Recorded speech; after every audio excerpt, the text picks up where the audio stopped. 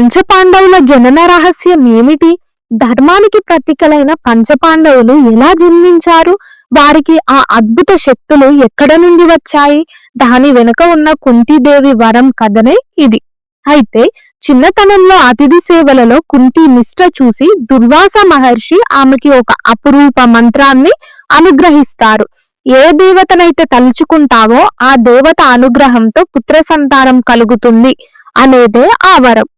కౌమారంలో కుతూహలంతో ఆ మంత్రాన్ని ప్రయోగించి సూర్యదేవుడి అనుగ్రహంతో కర్ణుడికి జన్మనిస్తుంది కుంతి. లోకనిందకు భయపడి తాను ఆ శిశువును రహస్యంగా నదిలో వదిలివేస్తుంది.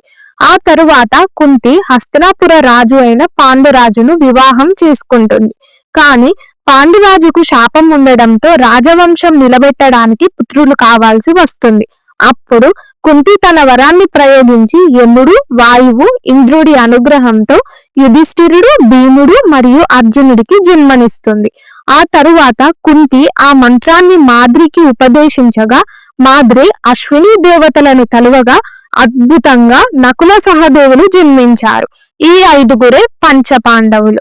ఈ వీడియో మీకు నచ్చినట్లయితే లైక్ చేయండి. మరెన్నో మంచి వీడియోస్ కోసం మన ఛానల్ ని సబ్స్క్రైబ్ చేయండి. Thank you.